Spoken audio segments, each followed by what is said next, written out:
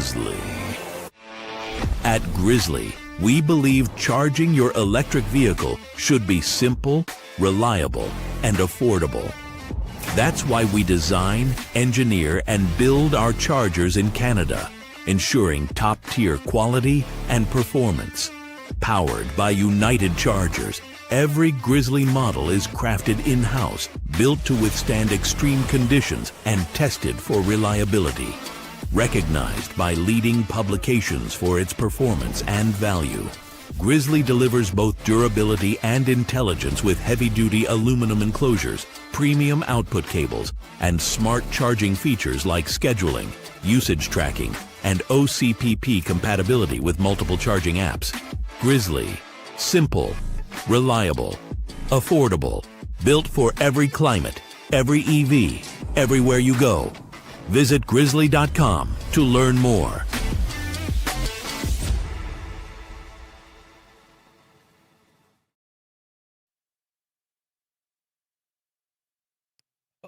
Tom, you're on mute. Hello. Welcome to the Batteries Included podcast. It just turned on mute for some reason, just at the last moment. Anyway, it's Friday, December 12th, 2025. This is episode number 118. On today's show, we'll be talking about Rivian's Autonomy and AI Day announcements. The Fiat Topolino, weirdly, is coming to the US. And the all-electric Subaru Uncharted's new US price tag. And of course, much, much more. I'm your host, Dominic Chioni, longtime EV journalist and host of the YouTube channel Drive Electric with Dominic. I'm joined today by the imperturbable Mr. Tom Malogny, senior editor at Inside EVs and host of the YouTube channel State of Charge.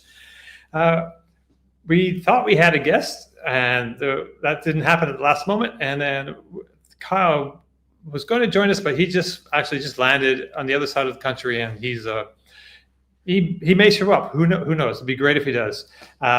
Unfortunately, Martin had something come up, and he can't join us today, but he should be back next week. So, good morning, Tom. How you doing? All righty, Dom. Good to see you. Listen, I'm curious. A bunch of people are commenting that they're seeing it in vertical. Is that supposed to be on YouTube? There's two versions of it now. So our StreamYard, our platform that we use, they offer us two. We can stream in vertical and we can stream in horizontal. And so YouTube created two different. It's horizontal right now. YouTube created, it should be two different shows on YouTube, one horizontal and one vertical. Okay. I haven't looked at it because this is the first time for me. It just gave me that option. I'm seeing I took it because we're streaming live on YouTube. We're streaming live on Instagram right now too. Yeah, but I think something got messed up because I think it's vertical on YouTube. That's what my computer's showing at least. But anyway. Okay. But some people are saying vertical. It's weird. I mean horizontal. So okay. I don't know what it is. Sorry guys, who was ever getting the compressed version of us. I'm sorry. I guess maybe there's a setting on YouTube that you can switch it. I'm taking just a quick look now just to see if there's there should be two different versions of it. Yeah, I see a horizontal, the traditional. Yeah, no, that's traditional. I'm on YouTube and it's vertical. So how do you change it? I wonder if I don't see anything where you change it. On maybe somebody could put in the comment section if you're on YouTube. Okay, yeah, no, there's two different versions. Yeah. Weird. All right. Anyway. Yeah. But sorry, guys. Hey, Tom, so there's two different versions. They can choose but they look the same from the outside, but there's one stacked on top of the other one. I didn't scroll down far enough. I clicked on the top one, and that was the vertical. Okay, all right. Settled. I did the same thing. All right, so how you doing, Tom? All right, Tom. Where are you, by the way, now? Where are you? Are you settled in someplace, or are you still moving around? I'm in the place where I was 2 weeks ago. See, last weekend we went to the Wyndham Hotel for better Wi-Fi, which did not happen. So we're back at this place in the little town of Labatt on Fuquoc. But next week we'll be at a different.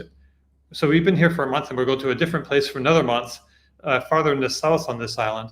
So that's going to be a different situation there. Yeah, we'll see what happens. Adventure will happen. Very cool. Very cool. Well, All good to right. see you. Sorry I missed the show last week, but as you probably know, I was doing a range test out in Arizona with the Oh, that's Gravity. true. Yeah. So and the results came out really well, much better. I don't know if you want to need a Yeah, quick well, now's a talk great about time that if you now or want to. talk about yeah yeah. So if you remember, I did a range test here in New Jersey a month and a half ago, and the results for the Gravity, and I had the 5-seat Gravity, the one that's EPA range rated. And people are saying I'm quiet, so let me see if I can make that louder. Let me see, edit mic settings. How's that, guys? Little bit better. I cranked it up a bit. So the Gravity that I did here in New Jersey had a range finished up with 345 miles, which was I was super disappointed, figuring this was a 450-mile EPA range rated car, and so after the range was over, Lucid actually reached out to me and said, "Look, I'm sorry to do this to you, but our engineers detect a problem with your rear drive unit. We've got to come pick it up like immediately." So they came and interrupted my week-long loan and just took the vehicle. And they're like, "It probably affected your range test too. So you ought to consider if you can do it over." And at the time, I said, "Well, I'm busy the next few weeks. I won't be able to do it till December." And now I it's going to be super cold in New Jersey. Now it's like 25 degrees out. So they said, "Well, you can come out to Arizona if you'd like and do it in warmer climate where you did the Lucid Air test 5 years ago or 4 years ago, whatever it was." So I said, "Yeah, that'll work." So they Lucid paid for my flight, flew me out to Arizona, and I did on the same loop that goes around Phoenix. I really like that area because I can maintain 70 miles an hour, and I'm getting comfortable with that route. So the vehicle did way better. I ended up with 401 miles, and it was much more efficient. And this wasn't like a vehicle that Lucid gave me from their factory. I know some people are kind of like, "Oh, well, maybe they messed with the car." It came from their press fleet. Like Lucid didn't even give it to me. Their local press fleet gave it to me. It was a car that was picked out of every area. All the manufacturers have cars in like press pools, and it was delivered to me by their press fleet, which actually it would have been better if Lucid gave me the car because the tires were not set properly. They were all over the place, the pressure. So now I had to, and I didn't have a lot of time. I had to go set the tire pressure properly. And they also gave it to me at 95% state of charge when I asked for it to be not fully charged, so I could go to a fast charger, charge it up, warm the battery up like we always do. So in any event, the end result was 401 miles. It probably still had another 10 miles left in it because Lucid has a good lower end buffer. So yeah, it performed a lot better in this test. So I think I think that rear drive unit, that faulty rear drive unit, definitely had something to do with the poor results of the first test.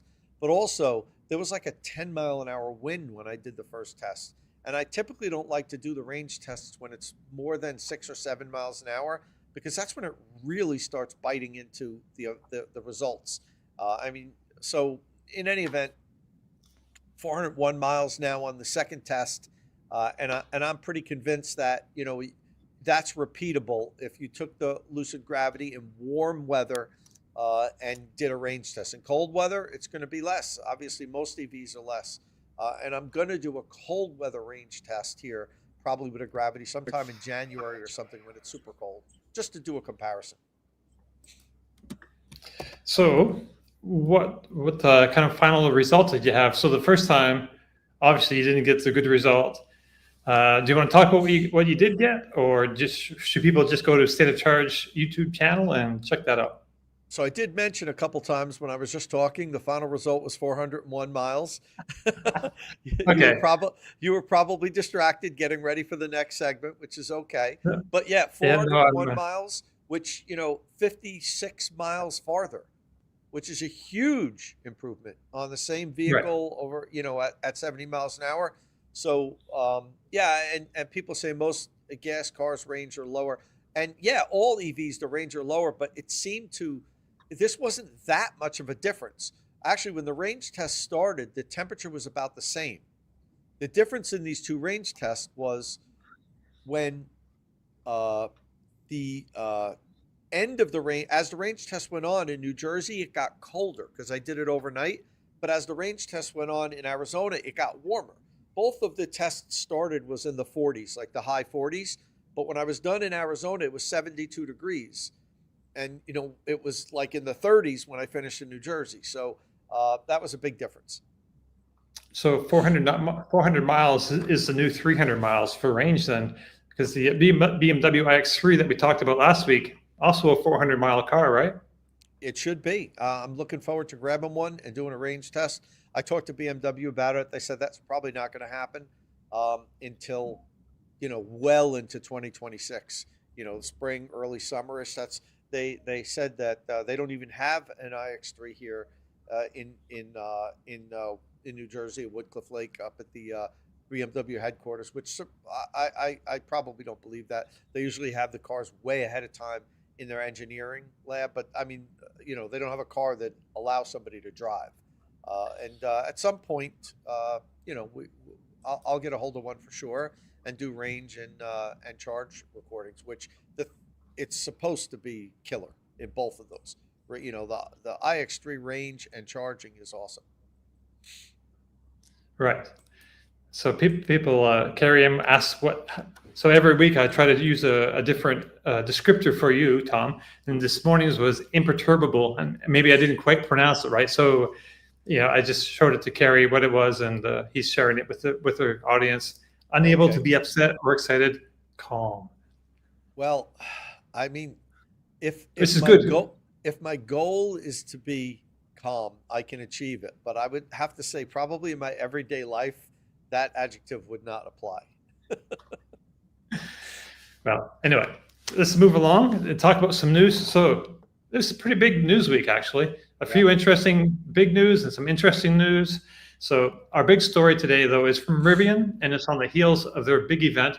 So Rivian has projected itself as an adventure vehicle brand, and that will continue, of course. But now it's also announced that it's taking some huge, ambitious swings at AI-powered autonomy. So it announced its future intentions and the underlying technology at its Autonomy and AI Day. So things will get serious very quickly. After just launching its Gen 2 R1 products last year, next year it's going to launch its Gen 3 and it's new, more affordable R2 vehicles like the R2S, you know, the smaller version. Like that's what we have in on our thumbnail today in the R2D2 wrap. So Gen 3 will underpin a massive leap forward with R2. Starting in late 2026, Rivian will launch hardware and software that will enable point-to-point navigation in late 2026. And soon after that, true eyes-off self-driving. And then eventually, true level 40 autonomy, like where your car can come and pick you and drop you off or go pick up the kids or whatever, right? So to enable this, it's announced that it's building it built its own in-house processor, the Rivian Autonomy processor, which sounds very capable. So the cars will use 11 cameras, 5 radar, 1 front, one on each corner, and a front-facing long-range LiDAR that has a flush integration. They say it won't burn up the camera sensors on your phones either, by the way. If you remember, Kyle has a video where he's taking video of some Chinese cars with a LiDAR that looks like a little taxi sign on top of at the top of the windshield. And they burned out some of these sensors in his camera. Anyway, this one apparently won't do that. So the big news here is that LiDAR unit. So unlike what we've seen in some Chinese brands that have that little taxi sign hump, it's integrated behind the windshield. So, right.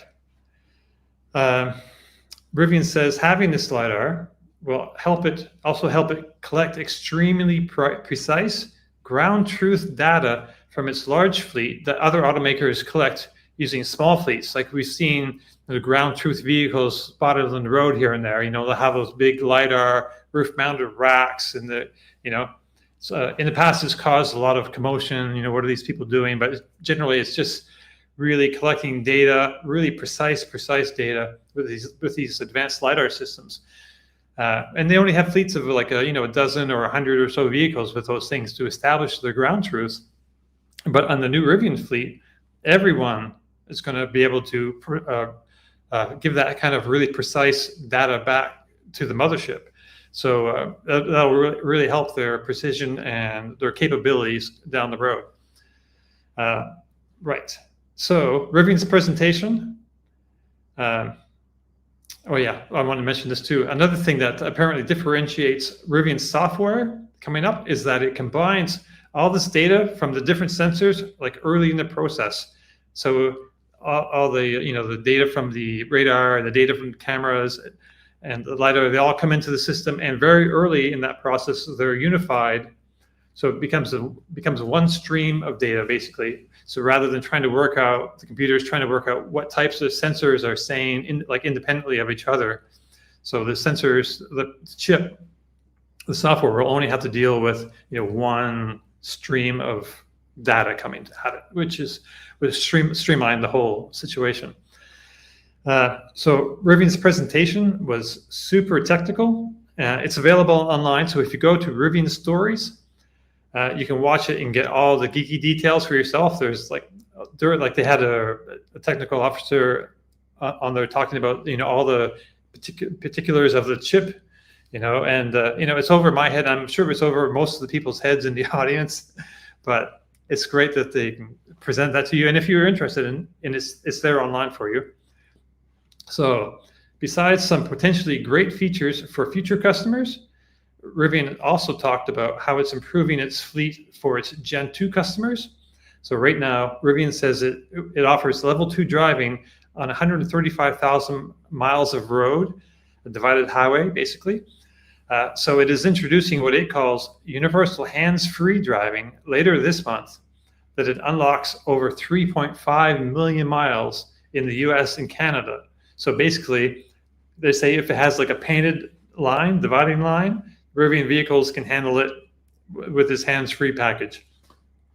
This ability won't be free. Speaking of free, Rivian is charging what it calls Autonomy Plus. This is charging for it. So it's a one-time fee of $2,500, or you could pay $49.99 a month, basically. So, but until March of 2026, it will be free for all Gen 2 customers. So Rivian is also adding an AI agent to its vehicles. So all generations will have AI, or will have Rivian Assistant in early 2026. So this agent won't just be like a chat bot. It's integrated into the software of the car.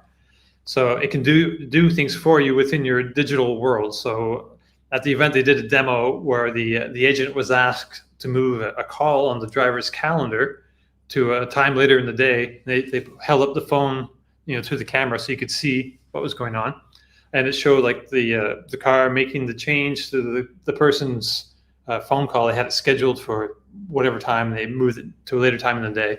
So that was pretty cool. And they also showed how you can just use like natural voice commands for different things. So instead of having to use like specific words to trigger an action in your car, you can just say, roast my passengers, turn up the heat, basically. You don't have to say, the exact words that make the thing happen. I'm not sure if add more bacon to my passengers works, but that's what I generally do or say. Right. So they also showed how you can use the natural voice commands to do different things. And then, that's about it. So then they had some demonstrations. They had people go out and unfortunately, one of our guests who we hoped would be here, got to go on these demonstrations and could see some of the, not the eyes off. So they're going to have eyes off driving eventually, right? By end of 2026, end of next year, they're going to have point to point. So it'll go drive you right, like pretty much like FSD for Tesla does now, FSD V14. Drive you from this point on the map to whatever other point on the map for you, hands-free. So this is I think this is really could be if it works out, Rivian's like Model Y moment, if it's really successful, it's just a chance at capturing the world's attention and making this and even future models, like it could be one of the top sellers in the world, depending on how it competes with Tesla in sales, if it really takes off.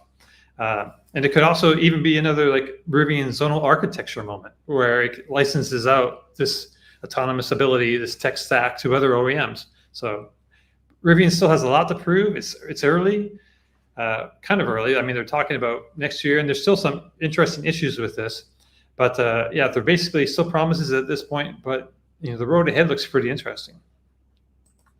Yeah, I agree. I don't think it was any secret that Rivian was working on something like this. It's good to get all the details now. When they came out with the second gen vehicles and talked a lot about the compute power that the new vehicles had, and that was going to allow them to do a lot more things with autonomy. I think everybody expected that at some point soon we'd hear what we heard here. Now, we didn't know everything about the different sensors and the LiDAR integration and all that, but they have to do this. All the manufacturers have to improve and go down the autonomy road. The thing is, some of this, and a lot of people are saying my mic is really super low, so sorry guys, I'll try to talk closer to it. But the legacy brands move slowly. We knew they were going to be super slow. Rivian is one of the new companies that are like tech focused. I think lagging behind Tesla's autopilot or full self-driving was something that was an issue. I think they had to come out with something like this, and the timing is right. You mentioned the Model Y moment. The R2 was going to be their Model Y moment, and having this new ability to really up their game with regards to autonomous driving, I think that pairs perfectly. One of the things I'm surprised about, and we're still getting, I'm going to move the mic much closer to my mouth. So one of the things that I think is surprising is that they're going to launch the R2 now without the full suite of sensors, right? So like if you're in line for the R2 and you have a deposit, what do? Do you buy it anyway, and then a few months later you have a vehicle that is like old tech? I think that's going to hurt them in their initial wave of sales. I think anybody who is super tech savvy, that really understands the vehicles and what Rivian's working for, is going to say, yeah, you know what, I'm going to punt my reservation down the road. I'm sure a lot of people that aren't on top of this, like us and our followers, will go ahead and buy it and then be angry like 8 months later when they find out, wow, in less than a year, their vehicle is compromised. So this is odd. And yet some people are posting, Ironman V said, not everybody wants autonomy.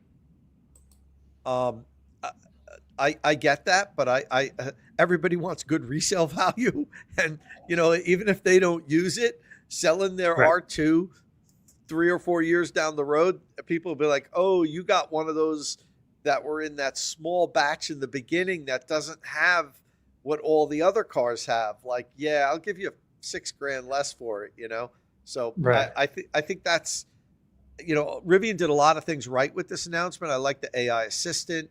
A lot of it is great, but it's super unfortunate that they're going to have this small batch of vehicles that launch without that capability. They're not going to be discounted, like, because it's a new vehicle that, it's not like, oh yeah, and here's what you'll get. We're gonna give you 15% off if you buy one of these vehicles that isn't going to have what all the other vehicles will have in 6 months. So that's the only miss that I could see out of this whole event. This was a great event. And, yeah, I know, but Anthony, Dominic just pulled up this comment. Most people don't care about autonomy.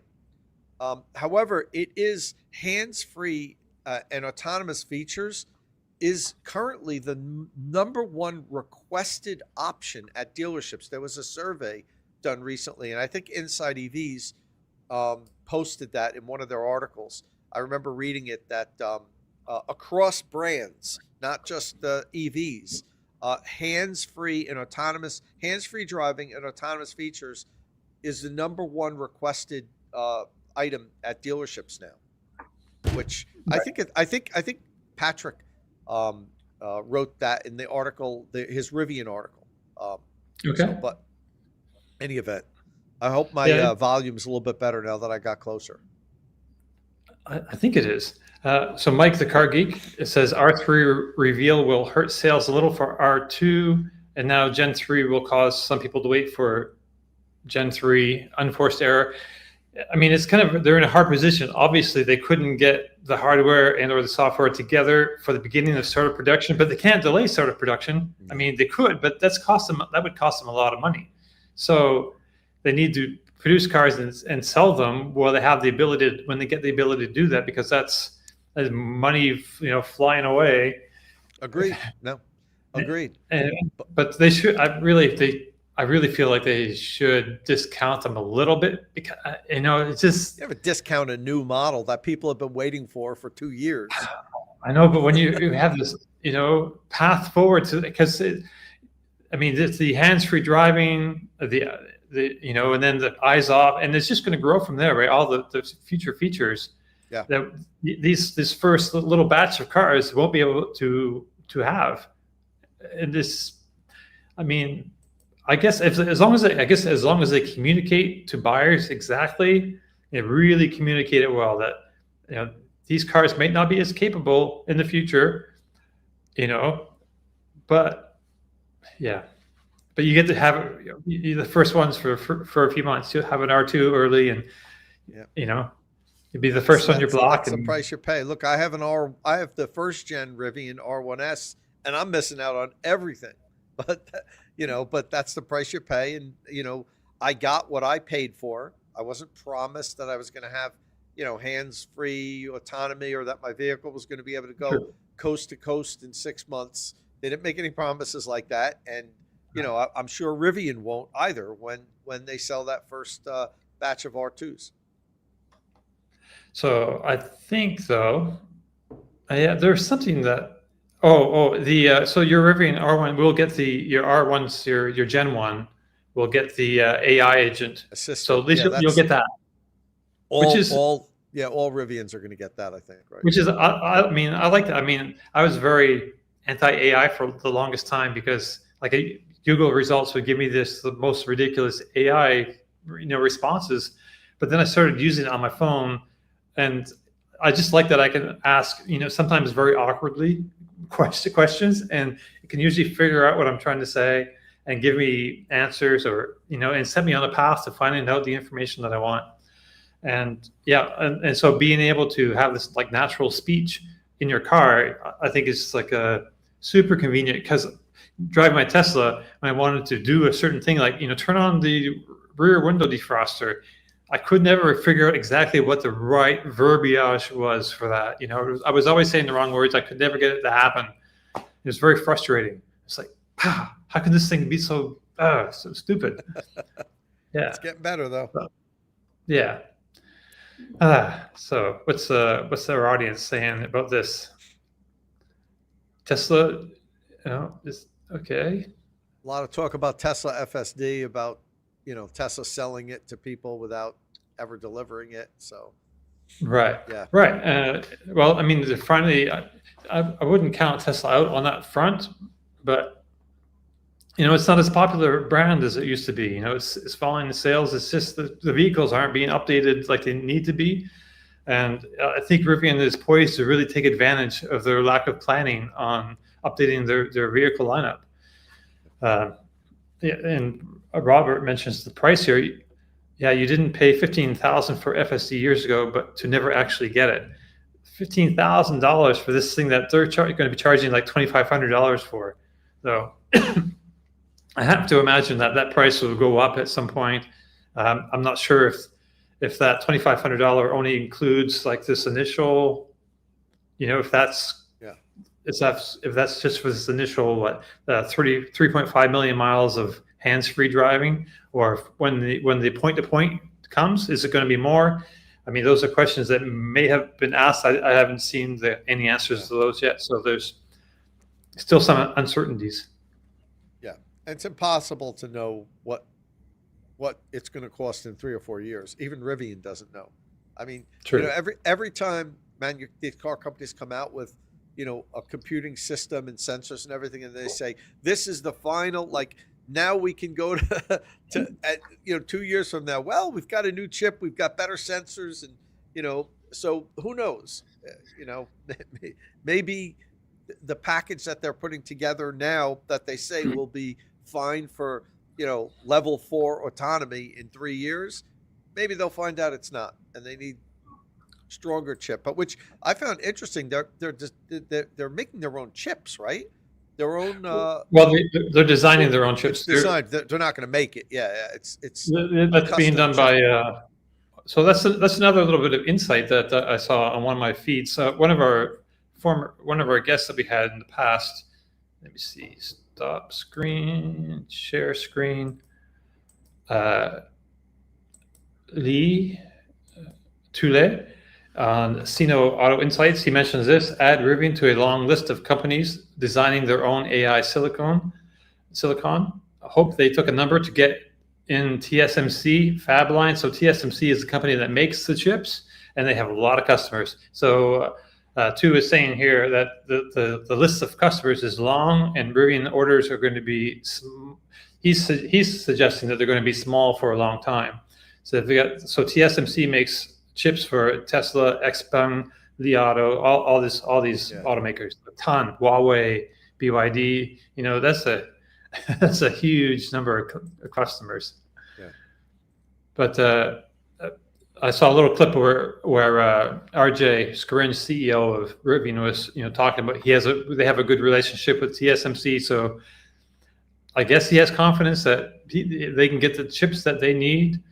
For $2,500 compared to the Tesla price, I don't know what the Tesla price is right off the top of my head. I'm thinking it's $4,000 now.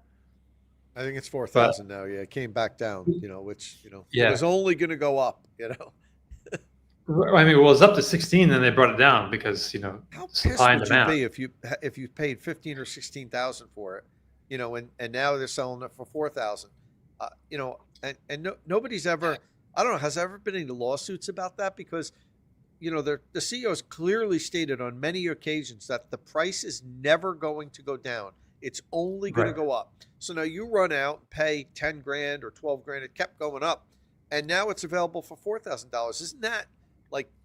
Isn't that enough information to be able to have a class action lawsuit and say, look, we got screwed. You promised it was never going to go down, but now it's a quarter of what I paid for it. Right.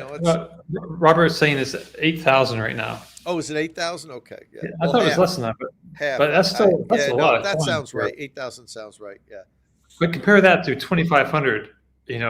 On a really fresh vehicle that people are really excited about. I'm not saying it's not worth that. It works unbelievably well. It's fantastic. Full better and better. Yeah, it's ridiculous how good it is. Oh, by the way, I'm going to be getting a Cybertruck with the latest gen of FSD. My friend that loaned me it before, the guy that owns the restaurant that makes the pizza, the Columbia Inn in Montville, New Jersey. He's going away for like 3 months, and he messages me the other day. He goes, I'm taking a long vacation. He goes, and he has 3 Cybertrucks for the business.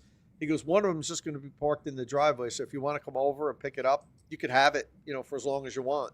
So I think I'm going to grab it for a couple of weeks and do some FSD tests with it. And he said he just got the latest software update, and he's like, it's ridiculous how much better it is than the last version. So we'll get some content out with Cybertruck FSD soon. I see some pretty good, comments on video titles about the version 14 of the Tesla FSD.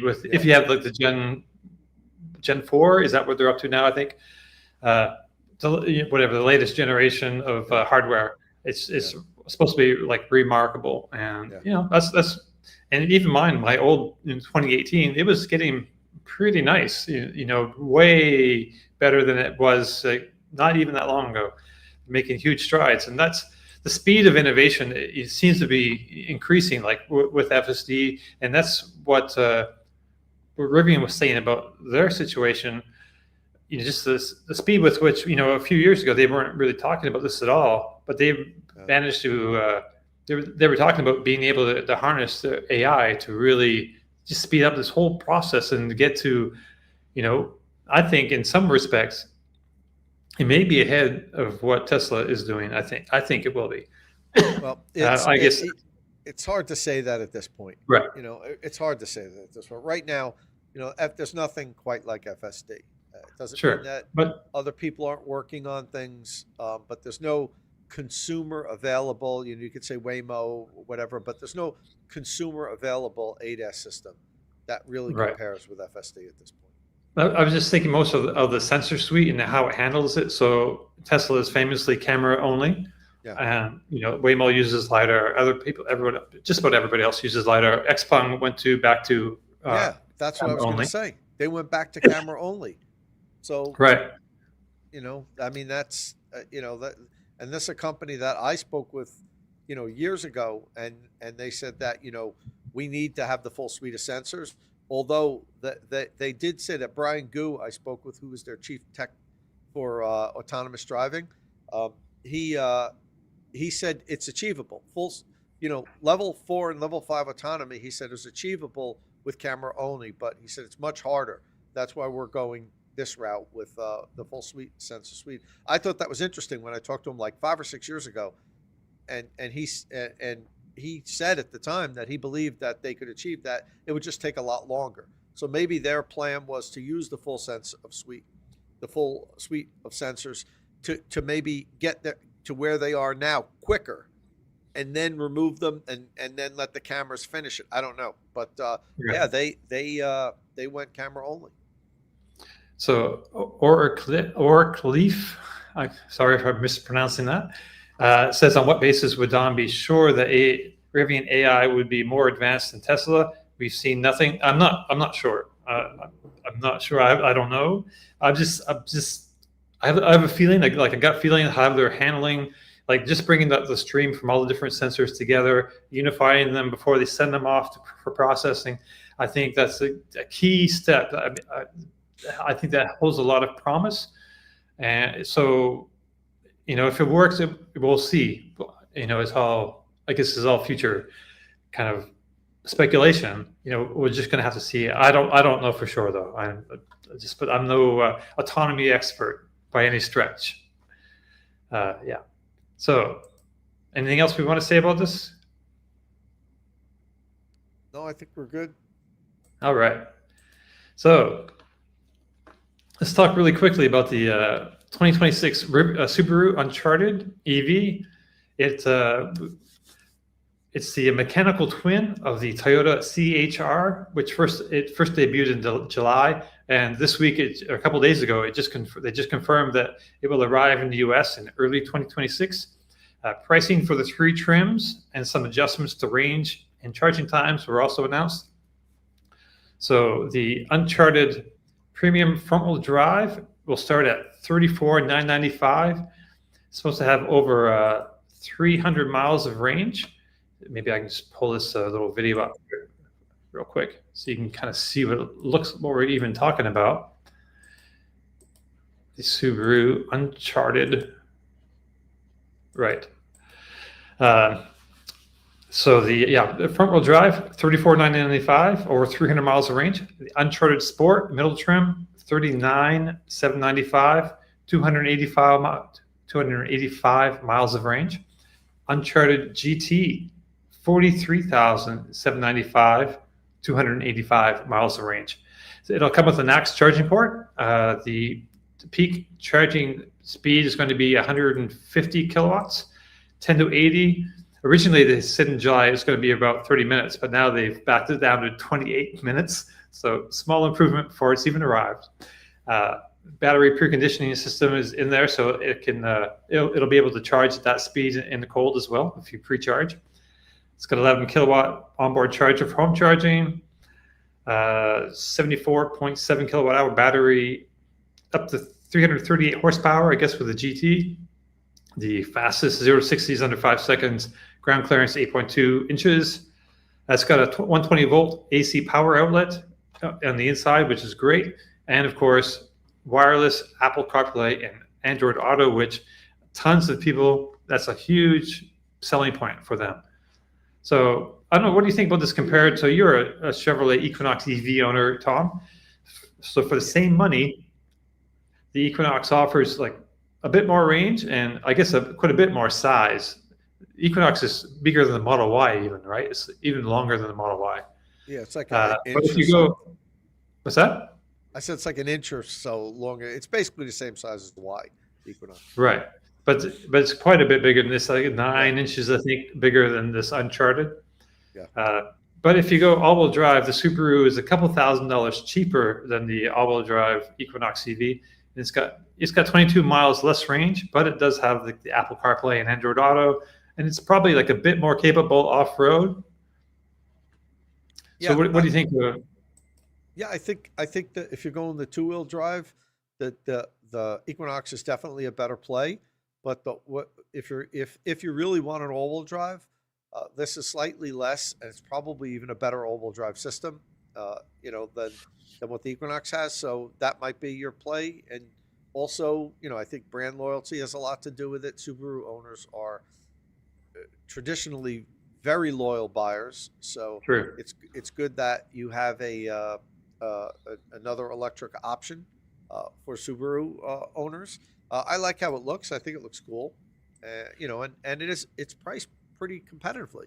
It's one of the least expensive EVs you could get. Now, I know people might complain about the 150 kilowatt DC fast charge rate. I don't see that as a huge problem, because the curve's pretty flat, I think, on this. I haven't tested it yet, but if you hold 100, it's only got a 74 kilowatt hour battery pack. So if you hold 150 kilowatt for a long time, I think, and it must hold it for a relatively long time, because if it can do it in 28 minutes, you're talking about 70% of the battery in 28 minutes. I can't do the math right now, but it probably has a decent flat curve at 150 kilowatts for a while. It's better. It charges better than my Equinox does. So it would appear to, at least. So yeah, I think it's a decent option. M Norma 12 asks Nax. Yes, it does. It will come with the Tesla charger and access to the Tesla Superchargers as well, right? Oh yeah, for sure. All right. So I don't. Yeah, there's not a whole lot we need to talk about that. But I did want to talk about when is this launching? Did they say early 26? Early 2026. Okay. Yeah, early 26. It's just good to see more options out there on lots. Where it's good that Subaru will have multiple options. The whole thing about normalizing EVs, I think, is really important for this next stage of just having more options on the lot. It's not like, there's one offering by this manufacturer and, oh yeah, they're back in the corner of the lot over there. Like, oh, if you want to test drive one, we got to move a couple of cars to get out of the way. It's just good to see more options, and that normalizes it and gives people more of a reason to maybe consider one. Right. Yeah, exactly what you said. Do you know? Orkleaf asks mentions that yes, weirdly the Toyota is all-wheel drive only, like the Toyota CHR.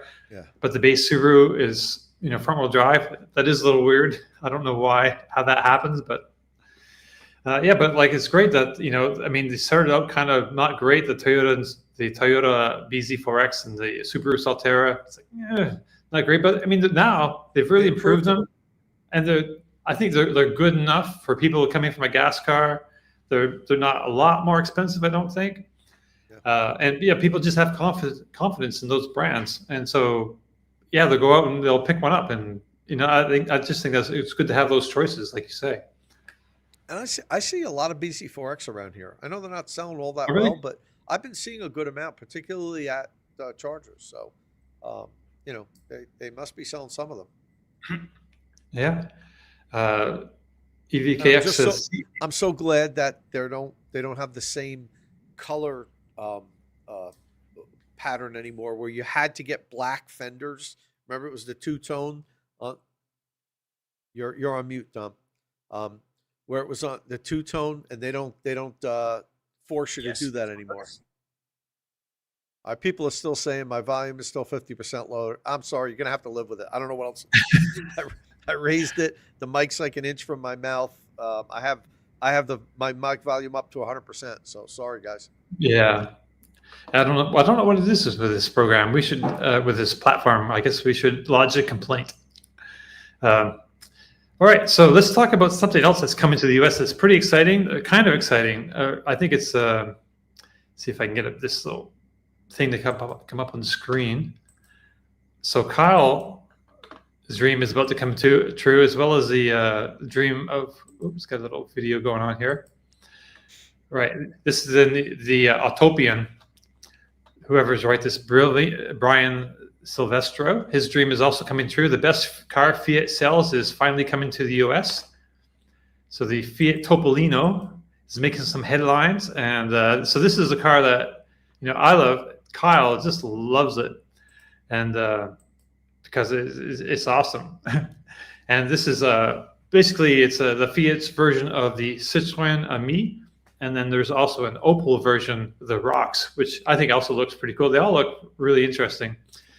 So yeah, it's a 2-seat EV. It's considered a quadricycle in Europe rather than a car. It boasts a 5.4 kilowatt-hour battery and a range of 46 WLTP miles, and it has a top speed of 28 miles an hour, and it's coming to the US. So my take on this, I don't know if did you see this news, Tom? I saw the news. Yes. Yeah, I saw it. Okay. So I have a take on this. Like, I should have written this up for an article for somebody, because I got pretty wound up about it, because I really like this car, but on one hand, but on the other hand, I think Fiat's lost its mind. But so this is my take. So that top speed, 28 miles an hour, would keep it limited to places like retirement communities, resorts, and college campuses. Actually, I've seen them at a few airports, like on the tarmac. In Europe and different places, for whatever reason, Fiat Topolinos are out there by the airplanes. So there are tuning companies like Stefanel Performance that claim they can override the engine control unit, and they can get these things up to 50 miles an hour. So it's possible, in theory, that Fiat could sell a version here that could at least reach 35 miles an hour, which is a common neighborhood level speed limit. However, it's only ever been crash tested at 28 miles an hour in Europe. So now with the press conference, during the recent press conference at the White House about lowering CAFE standards, the president said he would remove restrictions on the sale of K-size cars in the US. Those are the smaller cars. In Japan, they call them K cars, KEI. This is smaller than that, by the way. So yeah, the president said he would remove restrictions on the sale of the small cars. And then the Transportation Secretary, Sean Duffy, then said, we have cleared the deck so they can make them in America. So something he says hasn't been done, but despite that statement, the DOT has confirmed that manufacturers are still required to meet existing federal motor vehicle safety standards, or as we like to say, the FMVFSS. So if people buy them, they still cannot drive them on most public roads. This means sales would likely be extremely small. If Stellantis spent the money to upgrade it so that it could pass FVMSS, and have a slightly higher top speed, it would then be classified as a car, and then it would also be subject to a 25% tariff since it's manufactured in Morocco. So margins on the Topolino are probably pretty decent, actually. Maybe I think I saw an estimate of 20 to 30%. But since its price is so low, that's not actually a whole lot of money. And so for Fiat to make a profit on it would still be challenging, because to do that, to get it up to the FMVSS standards, that costs them a lot of money. And even just bring it here costs a lot of money. Like, Actually, and I saw a little video where somebody mentioned there's 20 examples of these Fiat Topolinos at Fiat dealers around the U.S. right now. So if you could check with your local dealer, maybe there's one in the area if you want to go see it in person. But you can't test drive it. You cannot test drive it. No, they're just right. That's the thing. So maybe in the parking lot you can. You can drive it around the dealership parking lot, maybe. Sure, that's a private road. So for Fiat to make a profit, it would be challenging because considering overall sales would likely be in the hundreds, like not the thousands, right? So bottom line, Topolino is coming, but don't expect it to stay long because it won't be profitable enough to justify its existence. Yeah. So what's like their plan? Kyle, Like, I don't really understand what they're thinking here, but well, I do. I have a bit more, but so just a little advice to Kyle, if you're listening, when they come, buy a couple real quick. I think they sell for like the equivalent of 11,500 in Europe, and they'll probably sell for like 11, 12 here, I would imagine. We'll have to see, I guess. But the other question I think we should be asking though is like, given all of that, why offer the Topolino here at all? And so I think it could be seen as like a last gasp Hail Mary halo car to bring attention to the brand and help it sell other models. But Fiat only offers one model for sale in the US right now, the Fiat 500e, which has an EPA range of 149 miles, starting MSRP of $30,500. It's uncompetitive with the Nissan Leaf and Chevy Volt. And even before those are offered, it only sells in the hundreds, not the thousands. Like it didn't break 1,000 last year, and this year it's just over 1,000. So the only reason I can see to bring the Topolino to the US is to help Fiat fulfill some contractual obligations with its dealers. But I mean, I think the writing's really on the wall for Fiat in the United States. I think it will remain a zombie brand until it finally folds and just leaves the US. And that's my little speech. Could be the case. I can't imagine really the use case for this. You can't ride it on roads. Like Kyle should buy one. He could drive it around his track, and have a lot of fun with it, make content and stuff like that. But you can't drive it on public roads. Right. I mean, I don't. Can you even drive? I guess retirement communities in Florida and stuff that have the low speed vehicles, they can drive it around, but they could get a different type vehicle for less money that seats more people, and those golf carts are kind of expensive, like those electric gems. They're not cheap. This thing might actually undercut them. Yeah, at $12,000. Yeah, right at my Lowe's here, 10 miles up the road, they have two of them parked out in front. I forget what brand they are, but they're kind of like they have 4 seats. They have cargo area in the back. Yes, it's open. It's not closed in, but you don't need that down in retirement community or whatever. And it has a big sign on it for $99.99. And they have 2 versions, a gas version and an electric version. Like, I can't imagine, really this thing being competitive. It's a tiny little 2-seat thing that, even in, like we talk about these retirement communities, it's small and it's low to the ground. I've seen one. It's very hard to get in and out of. Like an elderly person would never want to buy this, So I don't know. It's kind of cute and it's fun, but it has no purpose here. If you could legally put it on the road, then it would be I could understand it, but it's not even a car. I mean, right. See, Mr. B should buy one and then park it and drive a Hummer EV one way and a Cybertruck the other way into it, just to see what it compresses to. But I'm sure it wouldn't look. It wouldn't be a survivable crash for who's ever inside. Right. So I saw a bunch of these in Italy and Sicily. There was like I don't know, half a dozen, 10 or so, like parked close to the center square in Agrigento. Yeah. But that's like an old city, and some of those, it has like streets. This is perfect for, really, like those small cars.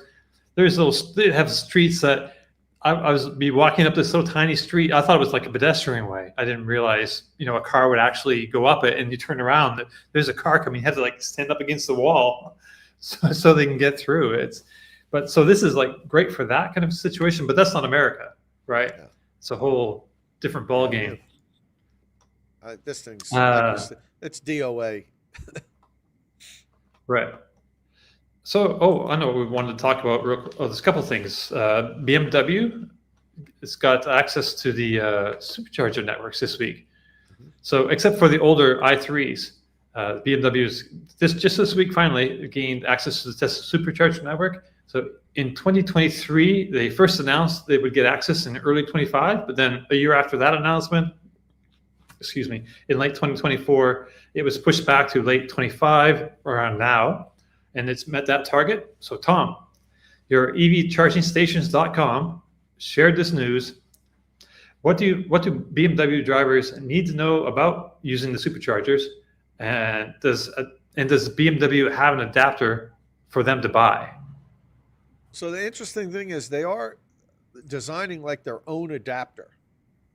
They didn't do what everybody else did, and just basically have Lectron, um, you know, slightly modify the Vortex Plus and brand it for their brand. They're making a totally different adapter that it will be BMW's, you know, preferred adapter, but it's not available yet. It won't be available for probably about 5 months, somewhere in Q2 of 2026. So in the meantime, they're saying that you could use, or they're saying the adapter that they approve is the Electron Vortex Plus, which is a safety certified adapter. So you can buy one of those and use that. I don't know why, you know, any current BMW owner wouldn't just buy that, you know, and just keep that, which I'm sure they will. But moving Right. forward, they want to have their own adapter. BMW has always been weird like that. They also always had their own branded charger that, you know, home EVSE that they make, and they've never been good, to be honest with you. I've never ever recommended people buy the BMW branded or proprietary charger. So we'll see about this. My recommendation would be, if you have a BMW, just get the Electron Vortex or even the A to Z adapter, and they work fine, and you'll be good to go. Now, as far as accessibility, as you said, it's interesting that the i3, the legacy i3s, can't currently use it. Doesn't mean that they won't eventually, and I'm going to talk to BMW about this, but current i3s won't work with the adapter on the Tesla Superchargers. And it's weird because they can use Magic Dock locations, Tesla Magic Dock locations. So why can't they then use the Tesla chargers with the adapter? All i4s from 2022 to 2026 will work. All i5s from 2024 to 2025. But if you have a 2026 i5, you need a software update, which won't be available until the spring of 2026. The same goes with 2026 i7s. The 2022 to 2025 i7s, or I'm sorry, iX, not i7. The 2022 to 2025 iX will all work. But if you get a 2026 iX, you need a software update, which won't be available for another 3 or 4 months. So, you know, that's interesting that the new version, the 2026 i5 and iX, will not work until BMW pushes out a software update for the vehicle. But they're using an iX in this video, this demonstration video. Right. Well, obviously, it's a 2022 to 2025. It's not a new model. God. Yeah. So, and I mean, I'm sure this is probably part of the reason why BMW was so late to the game, you know, and which they have been with this. I've had so many followers I must have received at least 100 comments and emails and questions. Tom, when is BMW going to get? Why are we last? And you know, there's really no answer to that. These companies do have to work with Tesla. Almost every company that I know of was delayed. You know, gave me a date. Look, we'll have access by this date, and then it was a month or two later. Almost every single company. And I had prior knowledge to many of the companies when they were going to be available. I didn't have prior knowledge to BMW. I really haven't communicated with them much on this, not for lack of trying, but all of the companies that I worked with all told me, look, we'll have access here. And then it took a month or two later, and that was working with Tesla to get all the software compatible. Right. Keenan Jeff, or I guess Jeff Keenan, mentions the 2026 models will have native NACs.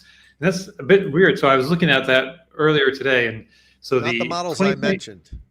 No, the 2026 i5 I've written down here M50, but I was thinking it was the M60. But the 2026 spicy version of the i5 will come with NACs. And I assume that the other trim levels will as well. I'm not sure why the other ones wouldn't. If it's, yeah. And then the i7, which the really nice one, the best one, really, in my opinion. The i7 gets a mid-cycle refresh in 2026, and so that will get a NACS port as well after that refresh. So that's pretty cool. Right, but the 2026 i5 and iX won't, which is why it will need a software update for it to work. And there's also no word on Minis, which BMW owns Mini. The Mini Coopers. There's no word on whether they'll have access or when they'll have access. They're doing that separate. They're going to announce that separately, I guess. Weird. I don't know. Weirdness. All right. Well, we've put these folks through a whole hour of this, so we probably let them go pretty soon. But I did want to ask you. So Kyle was with us last week, and he had just come back from the Ionana Media Day, and he was saying how impressed he was by the people working there and the efforts they were making, and and just with the efforts that Ionana, the steps, the strides they're making. But you put up a video this week titled "The Ionana Network Will Double in Size in the Next Month," and I thought maybe you might want to just talk just a little bit about that before we go. Yeah, sure. So Ionana opened its first rechargery in December of last year, and that was down in Apex, North Carolina. Kyle and I were there, when they had the opening and everything. And there's Kyle. Kyle jumped in when I was just starting my video. But I went to this media event. It's the first media event that they held, like where they invited everybody. I've been down and talked to them many times in the past, but this was their first official full-on media event where they invited everyone to their headquarters. And so I went down there. They had set a goal of 100 rechargeries and 1,000 charging bays in 2025. And so the night before we go down there, I go to their website and I count the amount of open rechargers. There were like 46. So I'm like, okay. They opened up 46, which is a huge accomplishment, okay, in your first year, because the first year is always the hardest. But I'm like, they opened up 46. So there's no way they're going to open up 54 more in 3 weeks. I said that, so I went down there and, kind of with my questions, and I warned the CEO and the COO and everyone, like, look, guys, just so you know, it's coming. I want to know why you missed your targets. Why did you not? Why did you, maybe set a target that's too high, that was out of reach? And they just kind of smirked and said, we never said we missed our targets. And I'm like, you're at 46 stations. You're going to open up 53 in 3 weeks? And they both looked at me and smiled and said, yeah. I was like, okay, well, we'll talk about this in the show. So evidently, they have over 60 sites now that are close to opening. And when I mean close, days. Like the sites are complete. They're waiting for the utility to turn them on. So they are right there. And they said, every day now we're opening like 3 to 5 sites are opening. So their website's actually lagging behind. If you go check the website now, I think there's 5 or 6 more than what the website shows, and it already shows like 53 or something like that. So every day they're turning on a lot. So, but in the end, they said, look, we don't know if we'll have 100 open with 1,000 bays on December 31st. But if we don't, it will be like by January 10th. I think that's close enough. You know what I mean? Because we can't get them, there's things that are out of our control, like the utilities. We're saying, okay, this site's ready to turn it on, and they're like, okay, we'll be there in 3 weeks to turn it on. Like, we need you to turn it on tomorrow. But it's amazing that the network is literally going to double in size in the next 3 weeks, and it's going to continue to do this. Now, it won't continue to double in size every 3 weeks, but like they're not just doing this push and then, okay, we hit our goal. Now we can slow up for a little while, because in order for them to do hit the projections that they have, 30,000 charging bays by the end of this decade, we're talking about 5,000 to 6,000 bays open per year to get there. So, you think about it, they have 4 years left and they're at 1,000 bays, say at the beginning of this year. So that they need to do, 29,000 charging bays in a little over 4 years. So do the math. And if their projections are to be believed, what you're going to see is what we're seeing now. Literally, like every week, like 15, 20 sites opening, across the country. So that's pretty amazing. We've never seen anything like this before. No charging network, including the Tesla Supercharging network, has experienced this sort of growth. In Tesla, in their first year, opened 50 superchargers in the US. But I'm not saying Tesla's in another league. Back then it was harder because nobody had done it before. And Tesla was going to the utilities kind of, and they were like, huh? You want what? You need a megawatt of power? So they really, paved the way for these other companies. It's much, let's say, easier to do it today than it was back then. But still, Electrify America is in their, 9th year now, I think. And they have about 6,000 charging bays open in 9 years. If Ionana should, Ionana should hit the 6,000 mark in their second or third year. So that if they can hit their plans. Now we say if, and yes, that's a big if, but they basically hit their first year goals. So it's not like they threw out a number and then they didn't hit it. They're going to be there. So super impressed with what Ionana's doing. And as Kyle mentioned, super appreciative of the access they give. It appears as though they're not hiding anything, and they're not trying to, keep anything from us. Also, so hold on, Tom, your lat interview. I missed that. I'm trying to get what John Baker's trying to say. John Baker. It's a big if. Hold on, Tom, your lat interview. Maybe last? I don't know. But your last they said 2,000. No, they never said 2,000 stalls by the end of this year, John. It was always 100 sites with 1,000 stalls. Okay. So any event. So yeah, super impressed with what they're doing so far. And don't forget, like I said, they've literally been doing this a year now. They've been installing sites for a year. So there's a lot more to come. And I actually talked with Ionana while I was at this event, and they agreed to do a quarterly Ionana update with me. So now I'm going to be interviewing the CEO every 3 months. Nice. From here on out, and talk about their progress and problems, and hopefully have an updated map each quarter. So yeah, I've been asking them to do this for a while, and they've always been like, yeah, that kind of sounds like a good idea. But I was able to corner them this time, and they said, yeah, I think that's a good idea. The Seth, their CEO, said, yeah, Tom, let's do this. Let's make it happen. So we're going to do an Ionana update every 3 months. Sweet. That's awesome. So it's going to really change the charging landscape. When people say, "Oh, there's still people that say there's not enough charging," and sure.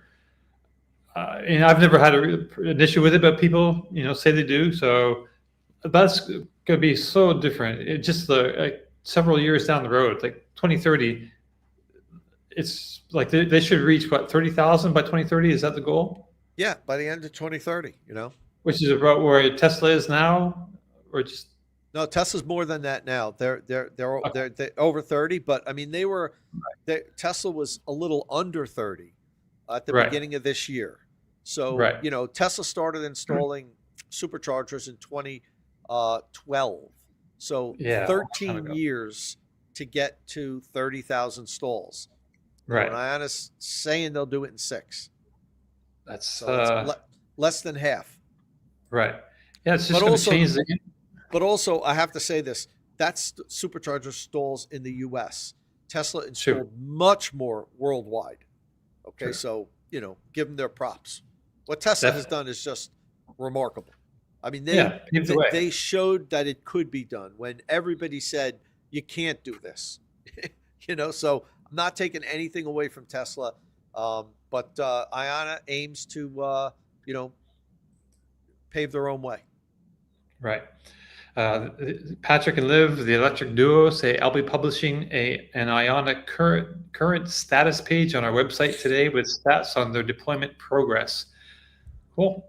And also, if you're really Very good. interested in this video, Tom, you have like 46 minutes of video here of your visit to Ionana. So, if you're really into hearing about what they're doing and getting like more geeky details, whatever, what's the name of your website, Tom? Yeah, so evchargingstations.com. But video wise, I already posted 2 videos. I posted the entire press conference that we had with Ah, Ionana executives. It was an hour and 50 minutes. So I posted oh, it in nice. its entirety like 4 or 5 days ago, Don, because there was too much content for me to compress. So I figured let Right. everybody see it. Now, of course, some people were like, how could you post a video? This is longer than a movie. I'm not watching this. But then I got a lot of comments saying, so glad you did this. I just Yeah. left it on while I was doing my work. I listened to the whole thing. So I wanted to give people like a peek behind the curtain of like a full press conference. And a lot of Yeah. people seem to appreciate it. So I have one more video that I'm going to be putting up this weekend. And that was Okay. 7 of the automakers, 7 of the 8 companies. Honda didn't have a rep there. And I really asked Ionana about this. I'm like, should I be reading into this? Like, are they like not happy with what was it? And they said, absolutely not. Honda's full on in. They were here yesterday. They just couldn't send anybody today. They were committed to other things. And they're like, it's hard to get all 8 companies to send their head of charging anywhere on one specific day. You know what I mean? Right. So we just couldn't get all 7 companies here today. But the 7 representatives had their own discussion panel that lasted an hour. So I recorded that whole thing. I'm putting that up on Okay. on State of Charge over the weekend. All right. Awesome. So in-depth charging coverage, chargingstations.com. Love Thanks it. for the plug. It's all right. So thank you everybody for hanging out with us today. It's the Tom and Dom show, I guess. But Martin will be back next week with fingers crossed and see if we can wrangle up ourselves a guest as well. But I think for today, that brings us to the end of our show. So if you have any questions or comments, please leave them below or get in touch with us on the social media platform of your choice. Don't forget, if you like the show, please give us a thumbs up. That helps us get more views, and we need some more views. Click subscribe if you haven't done that. Most of you have done that, right? Tap that bell icon for notifications. And thank you all very much again for joining us, and we'll see you all again very soon. Ciao.